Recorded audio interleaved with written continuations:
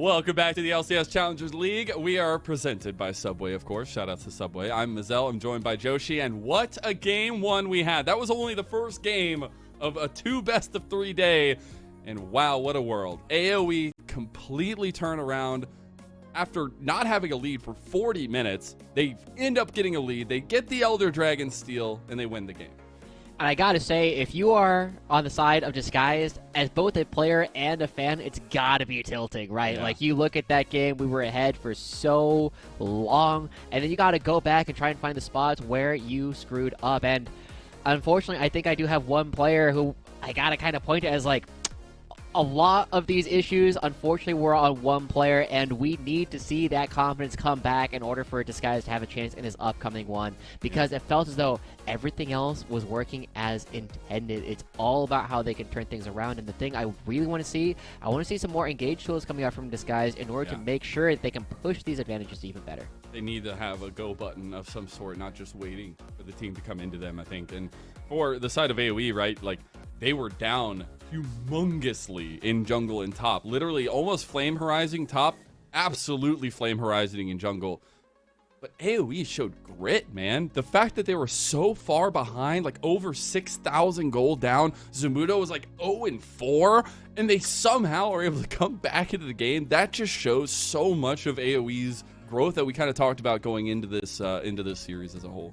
Yeah, and that's where the vibes of the team matter a lot, coming through from the side of AOE. You need to have good vibes on your team in order to find these kind of victories at all. I thought when they tried to make a play happen way earlier in the game that they had overextended and the game had basically ended, but they kept trying to find things. And honestly, I want to attribute that to Breezy, because he was the one constantly looking for these hooks. The fact that he gets the hook onto Perry and then immediately is like, nope, we're out of here. We do not want this fight. We got the ultras that we needed. We'll try again in 20 seconds when my hook is back up, is the kind of thing that you always love to see from this squad. And so AOE, they are in a dominant position for the rest of the series. You know what they say about fishing? You just keep going until you catch something. And he definitely kept fishing that entire time. And finally, he started to reel in the fish and actually take them down instead of letting them go back into the water. AOE, they're looking to continue that streak here. They want to maybe have a little bit of a cleaner early game, but we're getting into game number 2. DSG on the blue side with AOE on the red side. We already have those Fearless bans that we need to talk about a little bit. All those picks from last game that either side played will not be available to the side that played them. Yeah, and I think this might hurt the side of AOE a little bit more, because Ahri has been one of Onat's best characters pretty historically, and with that already off the table, it puts a lot of pressure to play things like the Orianna, and I believe Azir should still be banned, as the bug has not been fixed on this patch. Now, with that in mind, I'm going to say it anyway, sorry Emily, is we do have confirmation that, as far as we can tell, the Void Grubs getting a heal instead of a shield is the only change that we have found so far that happened on 14.6. It does look like 14.5, and importantly, it's worth noting that the shield versus the heal literally doesn't change gameplay at all for almost anyone. I think Zeri, no, not even Zeri anymore. Nobody cares, because you still have the same amount of health either way. It just is easier to read for smites now, instead of having like, I don't know how much the shield is. Our producer is going to murder you. That's good. Anyways, I'll take it. is going to be there as the first pickup for DSG. Also a very comfort champion for Manui in this situation. Also very versatile, I feel like, in a way. Now, AOE learning a little bit of the strength that DSG were played with from that game number 1. They'll take that first pick, Karma, which, again, is fine if you have engaged with it. Yeah, the Karma does create a lot of situations, and now the foot is on the other shoe, or the other way around, is also because Rostor now has access to something that can be very aggressive. But it does feel as though a lot of things are going to be changing from one side to another, as it is going to be the Renekton going over to Zamuda this time, and Tenacity needs to come up with an answer to it. Now, we saw that Tenacity on the Renekton was thrashing Zamudo even before we saw Perry have an impact on that lane. This is going to be another opportunity for them to showcase that they really are kind of that guy up in the top lane. Zamudo had a lot of resiliency, but his early laning phase did not go well. And Tenacity has been one that's been cooking in the top lane. I want to see what his answer is into Renekton. I know when I was talking to him, he's actually having a lot of fun with the flexibility that top lane brings. He was telling me, obviously, Gragas, Aatrox are a couple of his favorites to pick up there. We'll see if he does end up grabbing it. I feel like the Gragas is actually not too bad into the Renekton itself. He is just going to lock that one in. So we got the big Wombo combo so far. The Chains of Corruption locking down, but also the Shockwave plus that Cask Blast at least coming through for DSG.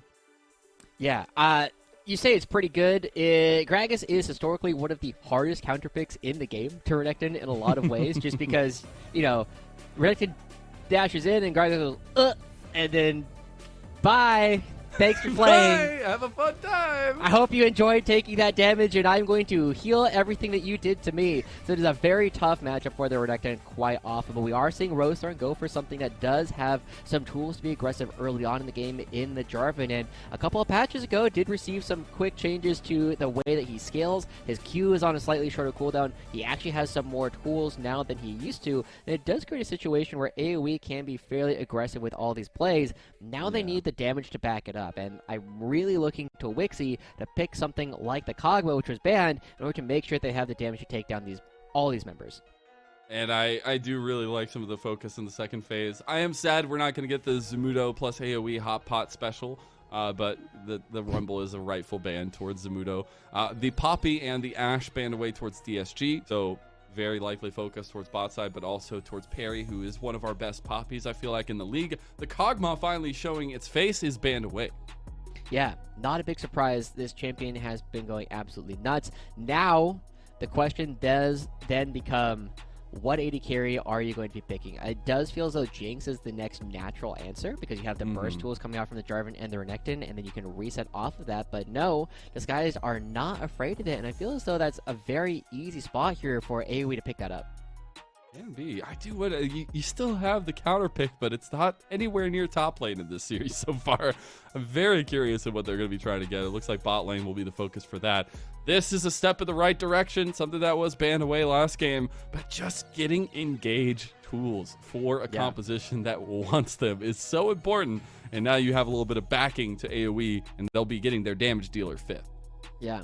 I'm wondering right now for Disguised if you go towards a Nocturne, right? Because this is the kind of situation where you have a lot of tools to kind of interrupt a lot of these plays. It's also a very good Orianna combo. The Wukong also a pretty darn good Orianna combo and did receive some small buffs a couple of patches ago, and with the Renata coming through, it becomes a very tough proposition to jump all of your members right on into the Jarvan Cataclysm, and AoE really need to find something that has the range and the damage to go through, and I worry that this Sivir, even though a very good champion, is not necessarily going to have the range advantage necessary to actually do the damage to Disguised.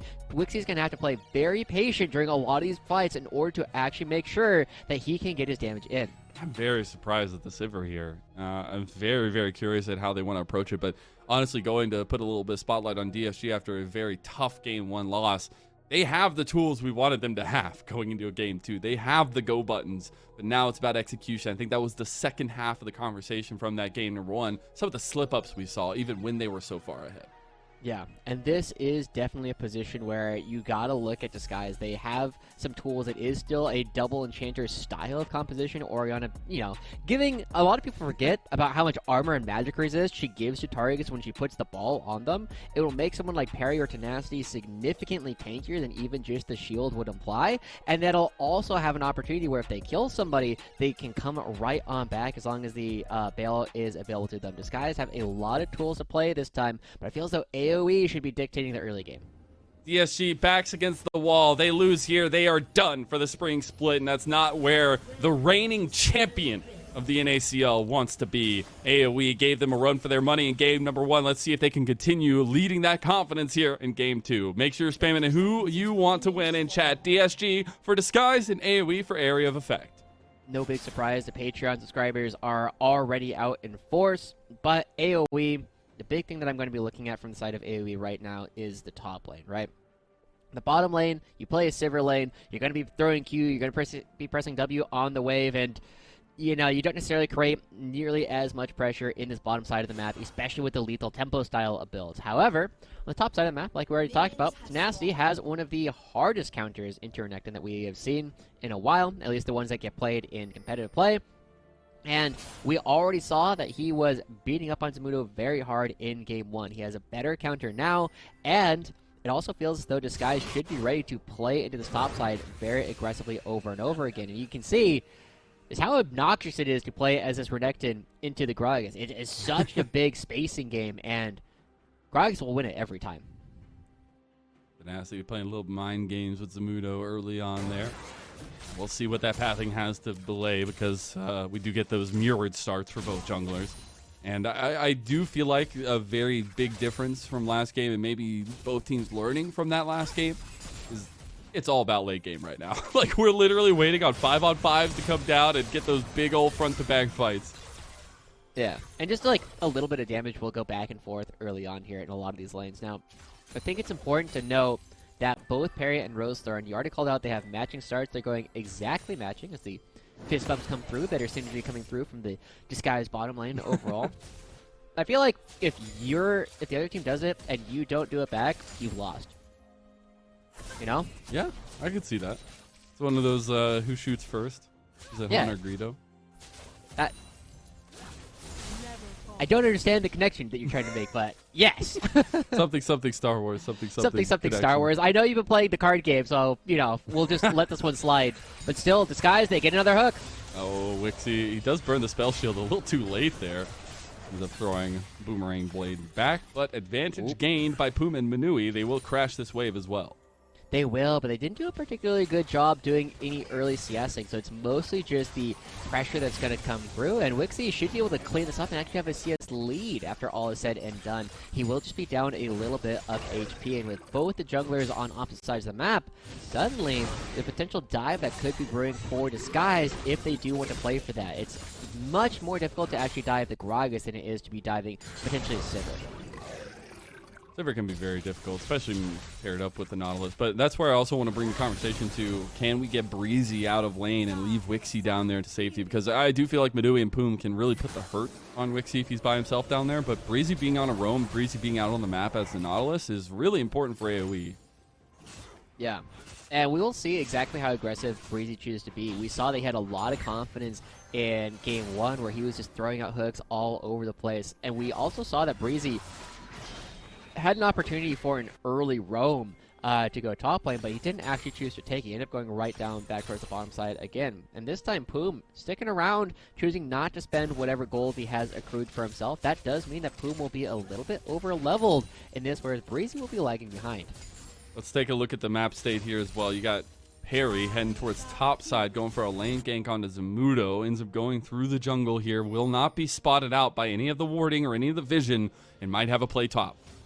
Nasty almost entirely out of mana. That's why he has to use this biscuit right away as Perry comes in. Here he comes. Slice and Dice might be the saving grace, but he's going to wait for it. Does end up getting it through, and easy as is a Crocodilian in its natural environment.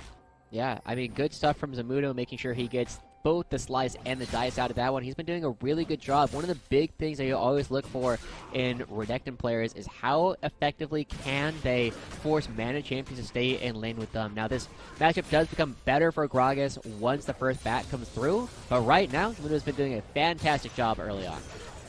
Boom, getting lollipopped by Breezy. He's going to try to fight back a little bit. Wixie didn't really have the range to step up, and now Breezy's going to burn his flash. The flash-piercing arrow. Manui, first blood for DSG. He's looking for another one on Wixie. He does have the hail of arrows there, but the spell shield comes out and saves a lot of the damage. Really good stuff coming out from Manui and Poom down here in the bottom side. That trust really starting to come through as we see Poom just does tank it up, but as soon as the handshake lands, we see that Manui and Poom ready to go for this one. The ghost burned right away, and using the flash to guarantee the piercing arrow. It does mean that Wixie doesn't even have a whole lot left to do. He will get a spell shield off, but it doesn't really matter as his support has already died. That means that Manui will be walking back to lane with a couple of daggers. I'm just surprised that Breezy goes for that one. I think the angle was definitely there, but as the Sivir, right, you don't have a lot of sticking power. Varus does. There's a reason why he's so flexible, right? You have so much damage in your kit early on because of the way that the passive and things work and those blobs. I think that AOE now on the back foot a little bit. No flash. Need to be a bit careful. Speaking of, they get a complete collapse. A nice predictive shockwave from Young, and Breezy's about to go down again. And that's a second kill here onto Breezy. Perry will walk out of that one, and that is punishing the aggression that Breezy was trying to have on the map, looking for something mid lane. But it does mean that Disguise, I mean, they are already off to a bit of a lead early on in this game, but it's in different places than we were expecting it to be. It's not Tenacity up on the top side, it is Manui and Poom winning the bottom lane 2v2 and then punishing the bottom lane even further. They are going to be getting the Dragon. They did lose the Grubs. 3 of the Grubs did go over to Rosethorn, who has not gone for a gank that I know of yet. Good timing, at least, to get those Grubs. I think a late-game win condition can be there when both compositions are definitely gearing up for the late-game fights. We saw a big shift in that focus, I feel like, after that first game went the distance, went all the way to a moment that, you know, both teams were just strictly going down to execution. And it definitely feels like DSG weren't necessarily put in the dumps from that first game. They are still playing with a little bit of confidence on the map. Yeah, and it is also worth noting that that was a weakness that Disguise did have. They were decently good at fighting these early leads, but now Rosethorn's here, and there's no flash from Manui. He's level 6, too. Perry is here. He's not level 6, but Rosethorn backs away immediately, even with the level difference, because they realize how much strength this Varus has early on. Yeah, really respectful coming through from AOE. I love the fact that Rosethorn was trying to make sure that he could start the gank off with the Cataclysm, not having to use the flag and drag to get on top of his opponents. It does create a lot of pressure there. And we can kind of get to see, right, like this is kind of what happens in this matchup for the Gragas versus the Renekton. You start to just do a ton more damage, and as soon as Nasty gets some mana under his belt, he's going to be able to just thrash this Renekton around over and over. It's not quite there yet, and it will get better and better for the Gragas as the game goes on. But still, bottom side of the map, I love the patience coming out from Rosethorn. Just hurts that Perry happened to be there. Good timing from Perry, honestly, in that regard. Something that has been his strength. Shockwave going to be used in mid lane. Young not having a lot of health there. Onat's trying to get the chain down onto him, but Young just wanting to get the back off, clear that wave. Now, though, they have priority from mid lane. Rosethorn has a 2-level lead over Perry. He's going for that flag and drag. He still has the Cataclysm, but a series of events that is a bit unfortunate for AOE ends up getting DSG out of there. But Perry playing a little aggressive with going for the Gromp. Might still be spotted out. Oh, Rosethorn tries to go for the predict. Really like the look here from Rosethorn. Tenacity will do some damage, but should not be able to kill him. Fight someone your own size, Rosethorn, says Tenacity. He's going to try to get the body slam, but can't do it. Rosethorn gets out with the flag and drag. Yeah, good stuff overall from Rosethorn, though. As soon as you get the sense that somebody on the other team might be tilted, you go after them relentlessly, right? Because every single player, when things are going bad, if they're a shot caller, they get quiet. If they're not a shot caller, they bring the vibes down. And now Tenacity, oh, he has friends around. Zamudo is bold for that one. He's already used the slice and dice, now maybe realizing his at least return into it. Breezy is here, but Zamudo's going to flash. They can't follow him up. Oh my god, he actually makes it out of there alive. Breezy, maybe not so lucky there as a flag and drag comes through. Rosethorn setting up the hot pot without the heat. Now Onat is doing the damage here, but they don't have much. CC chain goes in, bailout comes through for DSG, and AOE are fighting without their damage, and that's the biggest issue right now. DSG take a double, Onat will get one back. He's a Karma, and he's kicking him. He's got 3 levels over on Poom. Oh, he flashes for it. A double kill to Onat. He's going to go down in the pit, but he tries to get as much back for AOE. What a crazy fight back and forth. The Skies will be picking up at least a couple of the Grubs. Make sure that AOE should not be able to get everything, but here's a teleport coming through from Young. They're still not done. They want more. Zamudo, he heals up, goes to level 9. The cask used, now Young. Oh, he's got the slice and dice. Maybe he can utilize it. He's trying to look for the angle. He's trying to go through, but he can't do it. Oh, the heal's not enough. And Young gets the kill anyways. Meanwhile, Rosethorn had come into the pit, and he should be able to steal away this 1 grub. So they'll go up to 4. DSG will be at 2. That means no Twitch chatters coming through for either side of the game, and Young quietly... Yo, not again. The same place that this happened last time. Young's going to use the shockwave there and make it out alive even without the flash. Quietly, we are seeing that Young is now 4-1 off of these last couple of plays. But because the entire map is completely in upheaval, we get to see that it's not a free 4-1. You're going to be losing some pressure here in the mid lane, the top lane. The waves became all cattywampus, and this is a spot where suddenly we are putting a lot of pressure on a player that we were not necessarily expecting to. Young, now with all the tools in the world, having come up off this last play, will have the damage. He will be spiking through a spot where Orion is not normally strong because of how well he's used the ultimates for the displacement, even more so than the damage. We see in the picture there, Flash coming through, and at least Manui making it out alive there. Almost going down to the engage from AOE. The fight continues though. Onat's going nuts here.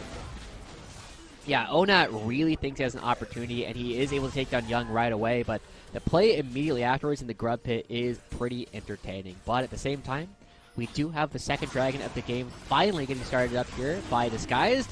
They are continuing to build this early game lead, and now with the gold in different places, that should potentially lead to an even better result than we saw in Game 1. And Disguised, as they pick this one up, will put us on a Hextech Rift, meaning that all of the movements around the map will be fast, and also every time someone gets a Hextech Soul, their entire enemy team will be slow. I heckin' love Arcane. Manui, though, may not like Arcane too much. Breezy does take the engage, but then they realize the parry's right behind him. Another death to Breezy on the Nautilus. Yeah, Manui and Plume taking total control of this bottom side of the map and getting another kill onto Manui does help out quite a bit. You now have 2 points of massive strength on this map. Unfortunately, Breezy not having a great time. Once you're starting to play this Nautilus and you start to die, you start dying a lot. That's why every analyst, every Worlds Pick'em says, yep, Nautilus is going to die the most, because every time he starts dying, he's going to die 10 times this game. Well, he's already almost halfway there. Halfway there. Keep track of that one here, but I want to return to a little point you mentioned earlier, kind of putting a highlight on Young. He's literally the only remaining member of DSG from their championship roster. He's also a player that has been very vocal about, a little bit of his time in LCS with Golden Guardians, but not really finding a lot of success or a lot of takeaways from that, and kind of returning to a state of prominence for him, right? I don't think it's been the brightest of seasons for him, but this is a guy who ran rampant on mechanical mid laners last year. Yeah. And we also, I remember in the finals last year, we didn't have particularly high expectations for Young. We thought he was going to get, trounced a little bit by Ryoma, but he absolutely showed up and dominated that last finals performance. So this is going to be an opportunity for him to try and find his way right on back. Now, I do want to say that pretend I did not tell you guys about the bug previously, about the grubs, and imagine that I told you about it now. Well, cut the tape. Cut the tape. Cut the tape. We'll pretend I didn't do it before. Right? Yeah. Fine. Now you know. Now you know. Zamudo is still struggling to find out, though. But he might find out today. Perry gets up, getting a nice angle. Oh. Meanwhile, the other side, Poom just dies in the jungle. Zamudo buying a lot of time here, but ends up falling to Perry. Yeah, Perry chooses to save the ultimate as well, meaning that they can fight for this Rift Herald much more easily, as both sides do lose a member. Wave clear coming through, and here's a teleport from Young. This should not be a mid lane turret. Oh, Chains of Corruption goes in on a Breezy. Shockwave 2. He buffers the anchor, though. Pretty big. Piercing. Oh! He flashes barely out of the way. Yeah, I mean, he flashes into the line of fire. He just happens to flash in a spot where the arrow doesn't quite go far enough. But Disguise will get themselves the first turret of the game, going over to Nasty, and we finally get to see how it is that Poom died. Oh. Not like this. The squad. Squad! Yeah, that's the name of my group chat. Ah. Oh, The squad. no. Poor Boom. We go back into live, though. A little bit of pressure from AOE on bot side of the map. You do still have a while till those objectives come up. About a 2K lead for DSG. And, again, we're sitting right as rain to make it into a late-game 5-on-5 team fight style. Yeah, and this is going to be where a lot of the confidence from Disguised does need to come through, right? They have the tools to be aggressive. They have much better engage tools this time than they did in Game 1. And this is going to be the pressure that they can put on the rest of the map. They do want to get these Hextech Dragons as soon as possible, especially before Wixie does come online. And that's why you're seeing so much pressure on this vision. Oh, Rosethorn was waiting in the bush the whole time. Perry's going to go in with the Cyclone now, though. I don't think Rosethorn can get out. He's going to flash. Perry's going to follow him, but Perry's now all by himself. Hostile takeover buys a lot of time. Both junglers making it out after giving each other a couple punches to the face. Yeah, I mean, it's going to be all right. Perry just waiting for his next W to come up, and... All right, there it is. Clone having a little bit of fun in the pit, I guess.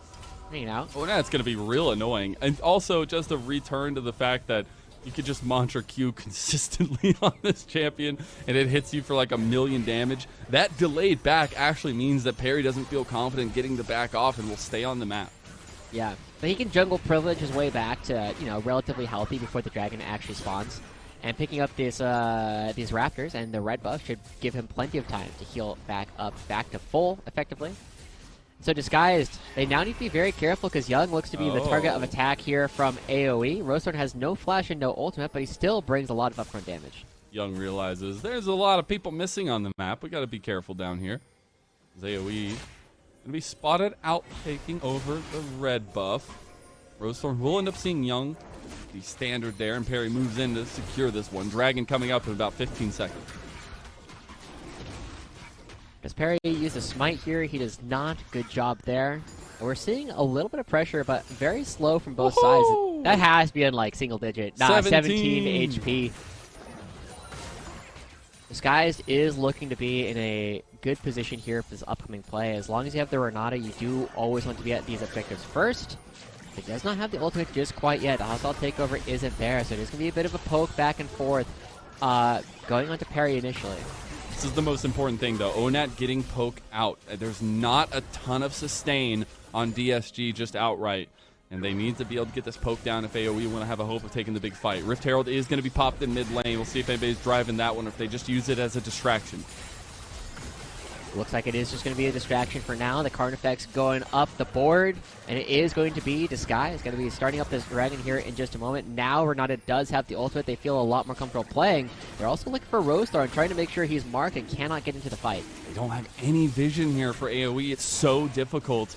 They also realize they don't really have a good entrance. Breezy is nowhere in to get the engage, but he's going to move up now. We've seen this go 50-50 before. Joshi, do you like flips? Because we're about to get another one, and I'm hoping it's a burger. Rosethorn going in on a Perry. Perry gets the engage. The dragon gets desynced and de-aggroed. Hostile takeover. Perry gets one, flashing out of the pit and gets alive too. Oh no, but AOE want more. They want to keep fighting. Rosethorn's all by himself in the pit, and DSG just absolutely turn AOE around and fully pull the bag over their head. They take down another. They'll combine Breezy as well, and that's a soul point for DSG.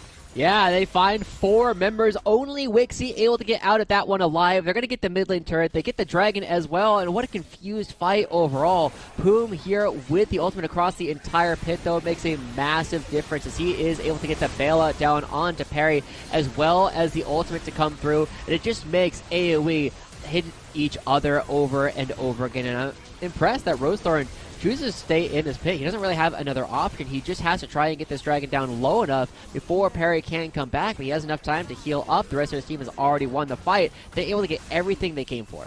And that is just not the kind of fight that AOE need to fight, right? You need a front to back style. They got completely split in half, it felt like there, and DSG take full advantage of it. Now they're at 4,000 gold in the lead. They're feeling a lot more stable in this game than they did in game number 1.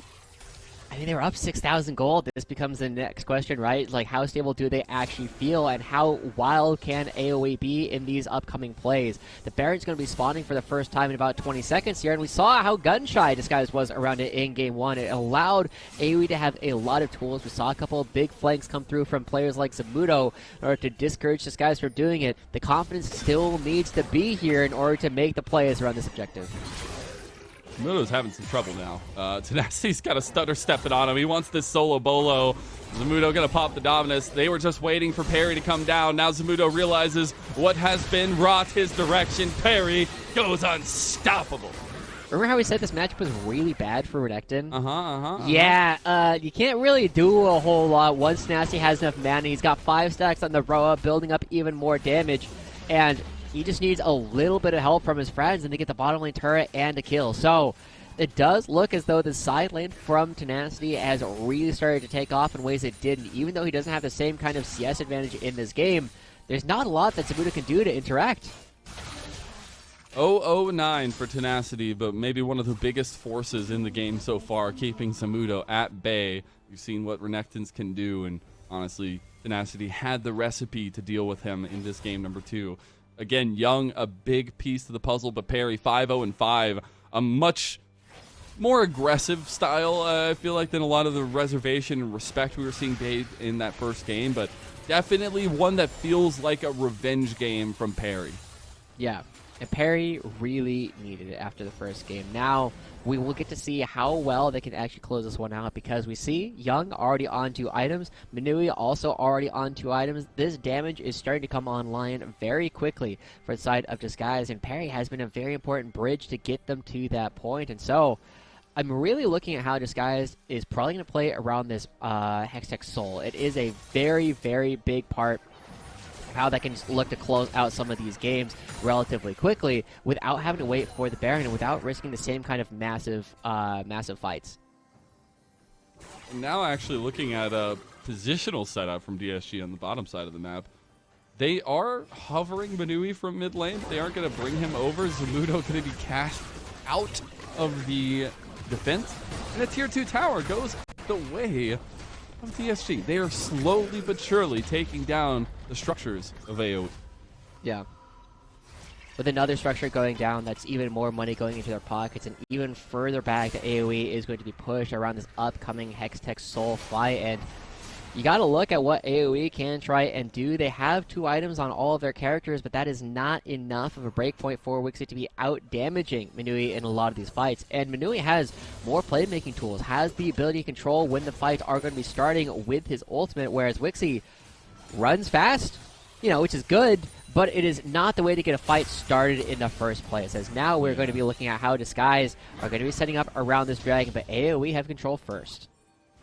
And they're playing with such confidence, even down so far. Maybe that breeds a little bit from that first game, as they were pretty far behind the entire game. Finally found a turnaround there.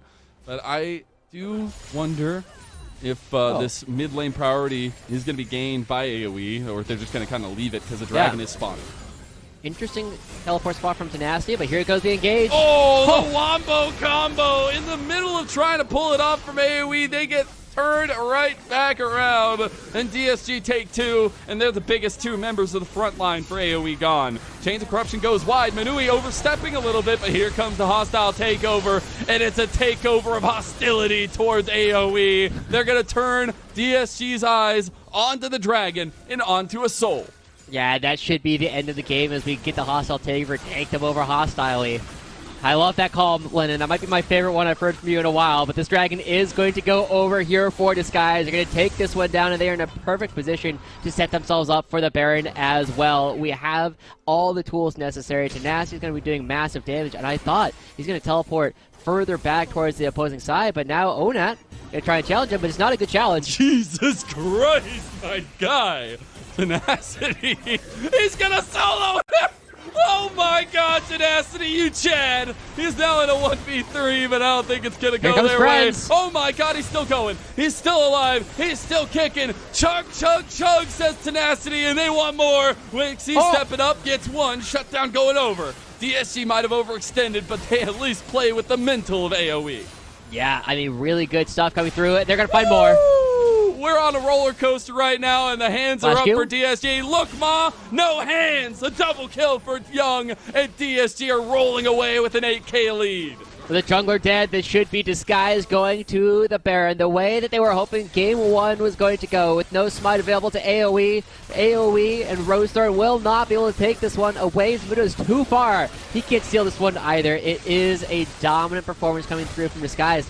And honestly, I think this is what a lot of people were expecting in Game 1 as well. When they were up 6,000 gold, it was just a couple of small mistakes that kept on happening coming through from Disguise that put them in such a terrible position in the first place that now they have to go to a Game 3.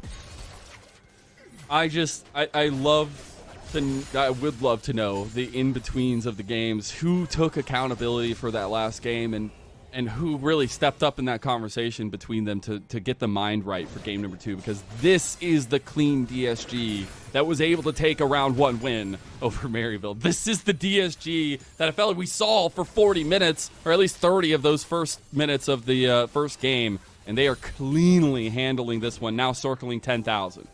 Yeah. And I think a big part of it is that AOE's composition has to play a bit more standard League of Legends, right? They have to come through. They have to go for these big 5-on-5 team fights that the Skies have been good at historically, right? They have the big playmakers in Tenacity and Perry in particular who will get these fights started off, and now that Tenacity's on one of his favorite champions, he can threaten to blow up Wixie every single fight. Oh, now it's about to get blown up by Young, too. There's not much to be said there. The defense is here, but not in full. They take down a tier 2 tower. That's the final outer structure.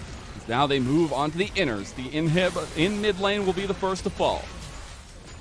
It will not be the last as AOE. They have to decide how to defend this top lane structure. They do have to use the ultimates relatively soon. We cannot just let this game continue to go longer, but how do you fight in this competition? Gotta do it before the shock moves back up. Try to take Nasty down. They do get the Cataclysm hit, but Brewstorm's just all by himself, man. Hostile takeover comes through, and DSG, they are moving under the turrets here to take down AOE. They are at 14,000, making it more as they are trying to take down Samuno. They can't do it. Now Manui in a little bit of trouble here. They'll take down a top inhib and move on to the Nexus turrets here. They have waves of plenty, and Tenacity still strong. Yeah, oh gosh, that's a lot of damage, and now, even with these low health bars, they're going to be ending this game and sending us to a third one. This is the fate of a chaotic day, and a day that means so much to these organizations. A Game 3 on the horizon, and wouldn't have it any other way. 7-1-10 for Perry, a huge redemption from his Game 1 coming through, and Young also popping off. You saw the confidence, the Shockwaves ending the game, 10 kills, 7 assists as well. Huge opportunity for this top side of Disguise to finish what they started in Game 1. Now they just need to do it one more time. They've shown us that they can build leads in both games so far. It's all about whether or not they can hold that lead. 10 bans going to be across either team here because of Fearless. That Game 3 is going to be spicy. We'll see what happens on the other side of a break. Introducing the new foot-long sidekicks at Subway. Try the warm and delicious foot-long cookie, foot-long pretzel, or foot-long churro.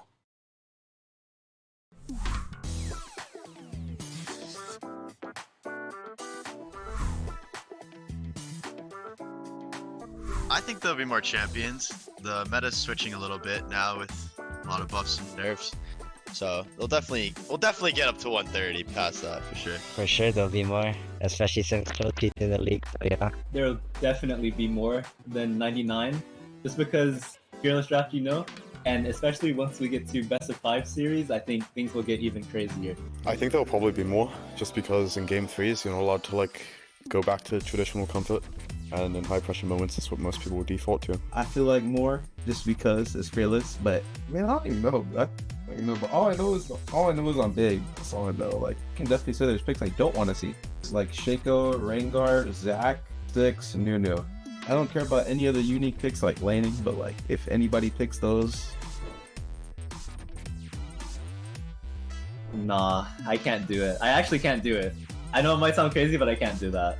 Maybe if Yumi was an anime character with 2 swords. Nah, not with how Yumi is right now. I can't do that. Can't take the deal. I'm 100% taking that. $3 million to just be the best Yumi ADC on the server? 100%. That's a lot of money. I'm down. Yeah, I'll take it. Money is money, Doing it. Easy. Doing it. It's all good. It's $1 million. No matter who it is, $1 million. Any champ's ability. There's a lot of different abilities. Maybe Twitch Q. I've always wanted to go invisible. I don't even know. I'd have to think about that for a minute, but off the rip, I could do Twitch Q. That would probably be clean. Just invis. Yeah, no, I'd take Twitch Q 100%. I could be TFE and print money. Hands down, best solution here is TF ult, just so you can teleport anywhere on the globe, pretty much.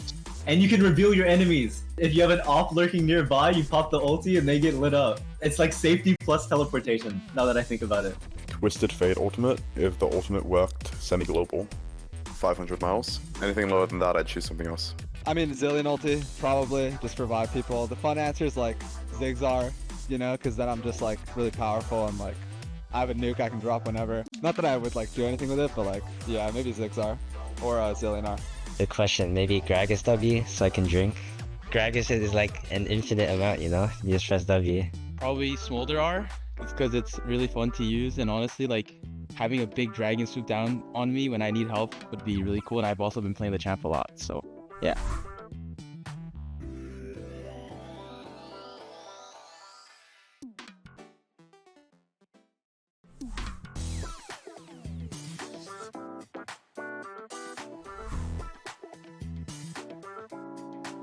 I think TLC will win. We'll have no issues at all. Probably FlyQuest. I hold a lot of respect for like a lot of their players, so probably the favorite to win. Can I say myself? Yeah, I think FlyQuest is the favorite to win the split. Area of Effect Gaming. I think they're individually just so cracked that it doesn't matter who they're up against. Well, that would be my team, because it's my team. I mean, who roots against themselves, you know? Us or FlyQuest, because I think we're the best two teams. I'd say it's probably FlyQuest, I mean, or ourselves. I mean, I can't ever count myself out.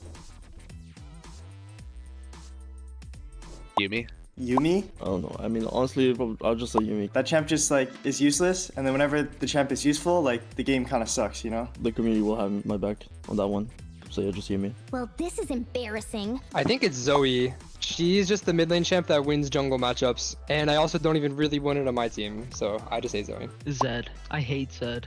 They just farm with Q from far, and then they think they're good when they press R.